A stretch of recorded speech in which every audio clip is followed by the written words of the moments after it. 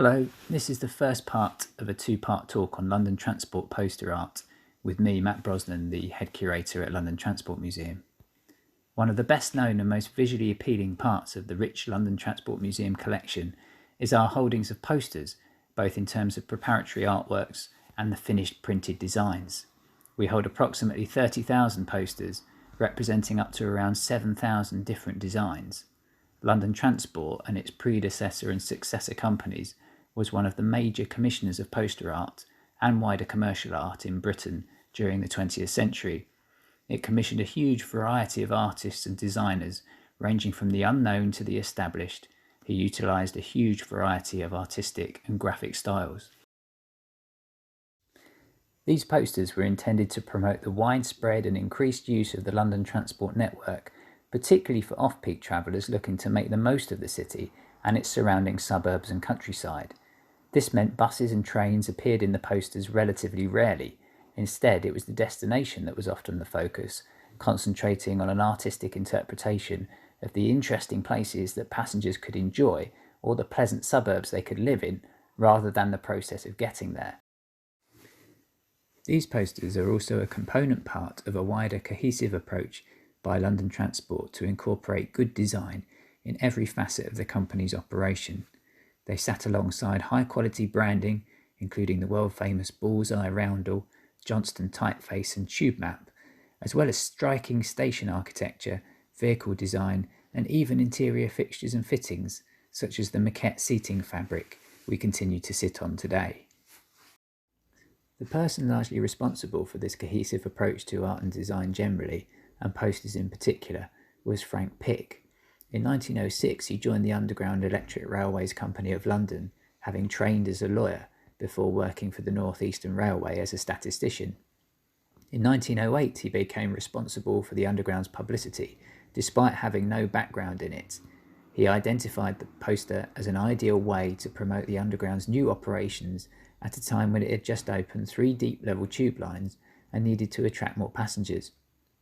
Pick had a natural instinct for the importance of style and image in promoting the Underground. From the simple purpose of encouraging travel on the system, the posters grew into a distinctive and effective medium for promoting all aspects of the Underground and later London Transport as a whole. Pick was passionately committed to good design, and while posters were commissioned for sound business reasons, he believed they enriched the appearance of the network. Among the early posters produced under Frank Pick's influence were these 2 examples by John Hassell and Alfred France. Hassell was a commercial illustrator with a distinctive style, whose generously proportioned policeman in this poster from 1908 is made redundant by the Underground's provision of maps and a distinct look and feel in their stations. In Alfred France's The Way for All from 1911, the message is that the Underground network was for everyone, from the well-dressed woman in the foreground to the variety of characters silhouetted in the background, representing people from all walks of life. Both posters feature the distinctively tiled interiors of Underground stations typical of this period. They both also incorporate the distinct lettering of the name Underground. All these elements, as well as the posters themselves, were a sign of how the Underground, and later London Transport as a whole, was becoming a more integrated company with a clear identity and design ethos. Most of the early pictorial posters used before the First World War were the work of commercial artists, often directly employed by the printers, such as Sidney Thomas Charles Weeks, who designed this 1913 poster promoting travel to Kew Gardens. Frank Pick soon moved beyond this source and directly commissioned established artists such as Frank Brangwyn, an example of whose work is shown on the right, as well as experimenting with new and untried names and going on to commission a range of women artists. In 1910, within 2 years of directing the Underground's publicity, Frank Pick had commissioned a female artist to design a poster on the tram network. By 1930, over a quarter of all Underground publicity was designed by women. While this was some way short of equality, it was a higher proportion than employed by any other British company or government agency in this period.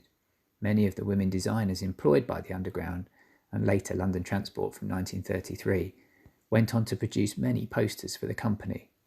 The poster on the right here was designed by Dora Botti, the most prolific of the women artists employed by the Underground, who produced over 40 designs between 1921 and 1938. This 1926 example is typical of the elegance of her work, with the overall image using an Art Deco influenced style, as well as depicting a strong, independent-looking woman at the front and centre of the image.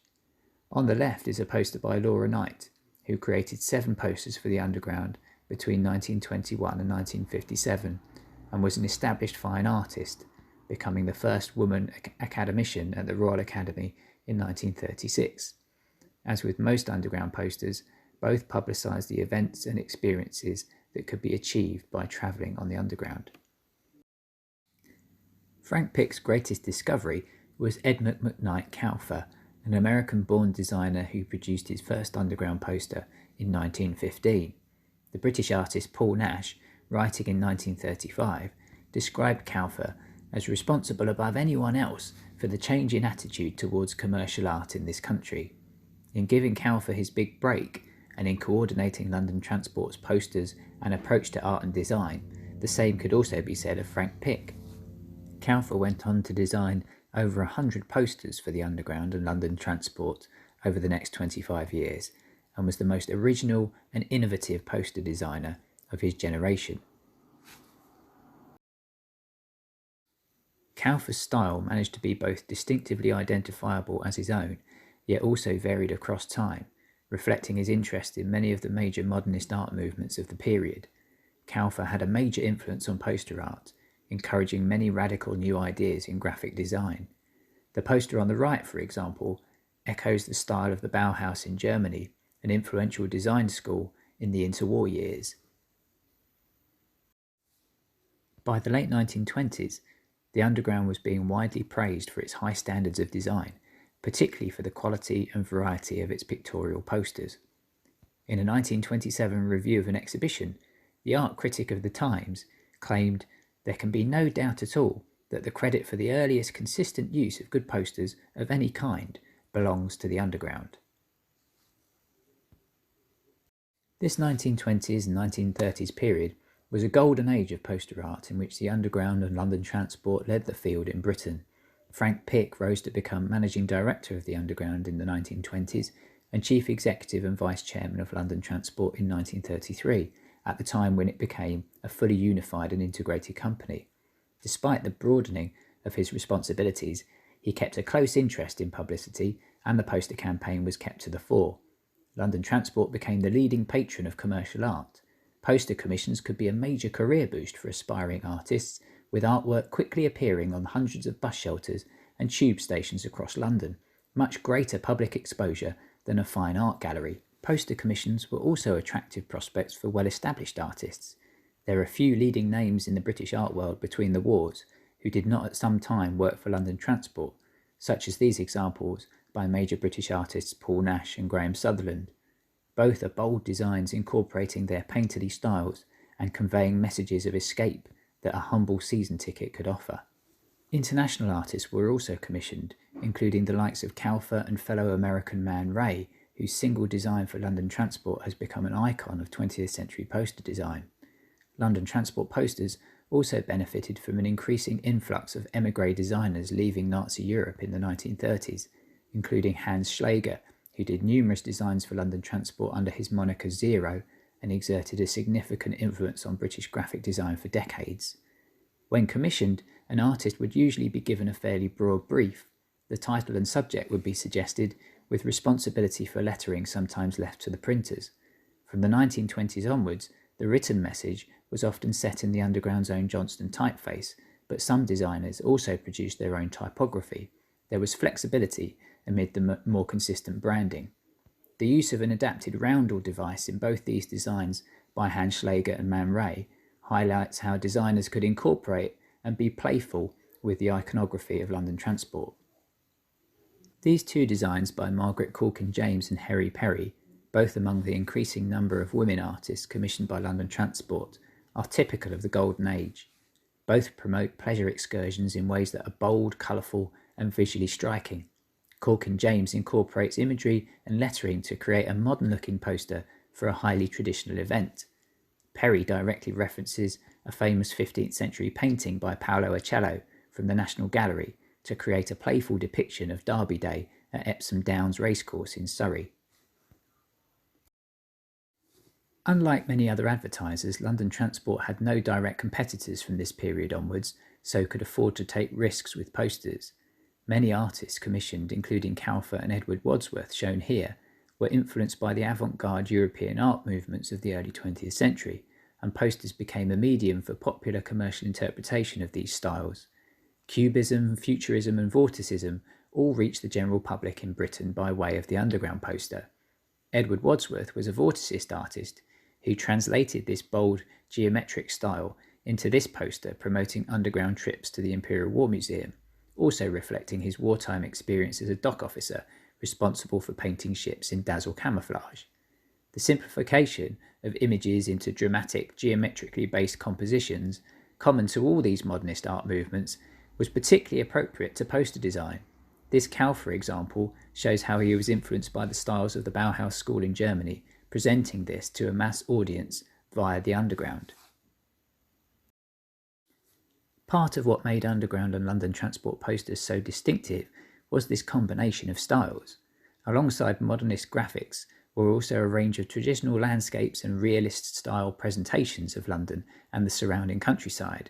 This Clive Gardner design to promote Kew Gardens uses a cubist interpretation of the famous Palm House.